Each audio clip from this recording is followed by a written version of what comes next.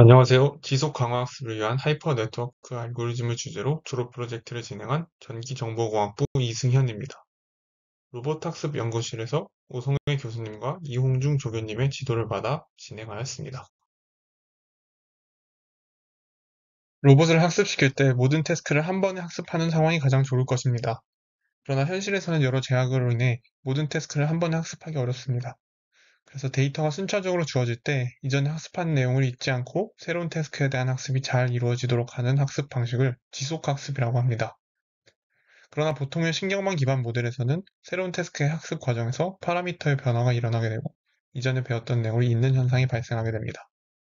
인간이 하기 힘든 일을 반복적으로 수행하는 것이 로봇의 가치임을 고려해보면 이와 같은 현상을 해결하는 것은 상당히 중요한 문제입니다. 본 연구에서는 Continual World 10 환경에서 로봇이 10개 연속적인 매니플레이션 태스크에 대해서 학습하는 과정에 제가 제안하는 알고리즘을 적용해 성능을 검증해 볼 예정입니다. 제가 제안하는 구조는 하이퍼 네트워크 구조입니다. 하이퍼 네트워크는 타겟 네트워크의 파라미터를 생성하는 네트워크입니다. 태스크 임베딩 벡터가 주어졌을 때 타겟 네트워크의 파라미터를 생성합니다.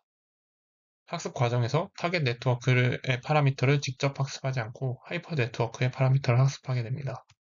이 방식을 사용하면 각 태스크별로 서로 다른 파라미터를 사용하는 효과가 있어 컨티뉴얼 러닝에 효과적인 것으로 알려져 있습니다. 하이퍼 네트워크만을 사용한 구조에서 지속적으로 포게팅 현상이 발생하여 필름이라는 구조로 추가로 도입하였습니다. 이 구조는 각 히든 레이어마다 두 개의 레이어를 추가하여 학습 과정에서는 하이퍼 네트워크의 기존 파라미터를 고정한 채로 추가한 레이어의 파라미터만 업데이트하게 됩니다. 약간의 추가적인 메모리 사용이 불가피하지만 적은 양의 메모리를 사용하면서 포게팅이 일어나는 것을 완전히 방지할 수 있습니다. 첫 번째 태스크의 학습 과정에서는 하이퍼 네트워크의 학습과 동일하게 진행됩니다.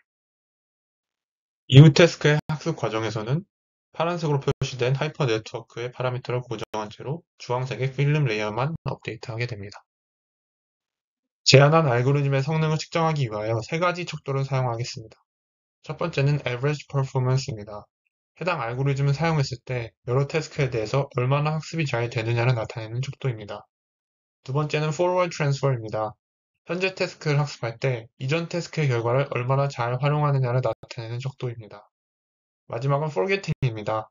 새로운 태스크를 학습할 때 이전 태스크의 학습 내용을 얼마나 잊지 않고 기억하고 있느냐를 나타내는 척도입니다.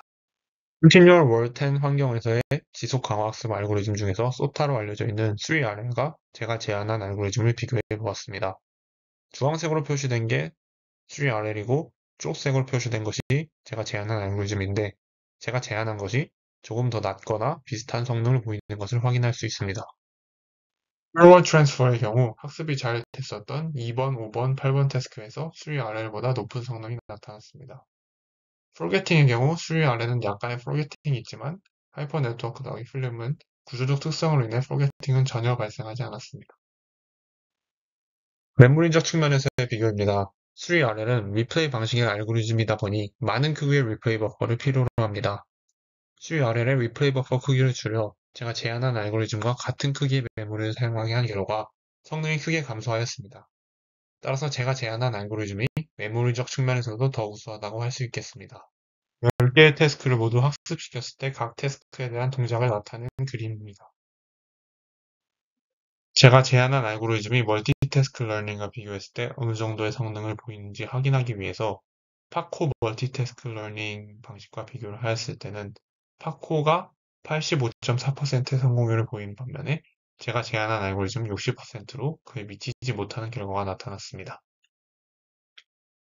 기존의 소타 방식인 3RL보다 높은 성능을 보여 제가 제안한 하이퍼 네트워크 필름 구조가 지속 강화 학습에서 효율적인 알고리즘을 보였습니다. 하이퍼 네트워크만을 이용하였을 때 발생하는 카타스트로픽 포게팅 현상도 필름 구조를 추가 도입함으로써 해결하였습니다. 특히 눈에 띄는 것은 2번, 5번, 8번 태스크의 학습 시에 학습 시작과 동시에 석세스 레이트가 거의 1에 도달하는 높은 수준의 포워드 트랜스퍼가 나타나는데 이와 같은 현상을 잘 활용하면 컨티뉴얼 러닝뿐만이 아니라 학습하는 법을 학습하는 메타 러닝에도 활용될 가능성이 있을 것으로 보입니다. 하이퍼 네트워크 필름의 구조적 특성으로 인해 첫 번째 태스크 선택에 대한 의존성이 발생합니다. 실제로 첫 번째 태스크를 바꿔서 추가 실험을 해본 결과 이후 태스크의 성능이 크게 차이나는 현상이 나타났습니다. 이 문제를 해결하기 위해 첫 번째 학습 과정에서 멀티태스크로 학습할 것을 제안합니다. 이미 많은 태스크에 대한 성능을 지닌다면 이후 태스크의 학습 과정에서 forward transfer가 발생할 개연성이 더 높아질 것으로 예상됩니다. 실험의 한계점이 있다면 학습 과정에서 로스가 폭발하는 등 학습이 불안정한 현상이 나타나기도 하였고, 아무래도 컨티뉴얼하게 학습을 진행시키다 보니 각각을 따로 학습시켰을 때나 한꺼번에 학습시켰을 때보다는 낮은 성능을 보였습니다. 이를 위해서 조금 더 학습이 잘 되는 구조와 하이퍼 파라미터를 찾아서 실험을 추가적으로 진행하면 좋을 것 같습니다. 그리고 하이퍼 네트워크 필름의 구조적 특성으로 인해 첫 번째 태스크 선택에 대한 의존성이 발생합니다. 실제로 첫 번째 태스크를 바꿔서 추가 실험을 해본 결과 이후 태스크의 성능이 크게 차이나는 현상이 나타났습니다. 이 문제를 해결하기 위해서 첫 번째 학습 과정을 멀티태스크로 학습할 것을 제안합니다. 이미 많은 태스크에 대한 성능을 지닌다면 이후 태스크의 학습 과정에서 forward transfer가 발생할 개연성이 더 높아질 것으로 예상합니다. 하나의 시드에 대해서 실험을 진행하였는데 더 많은 시드에 대해서 실험한다면 더 정확한 결과가 나올 것으로 기대합니다. 발표 들어주셔서 감사합니다.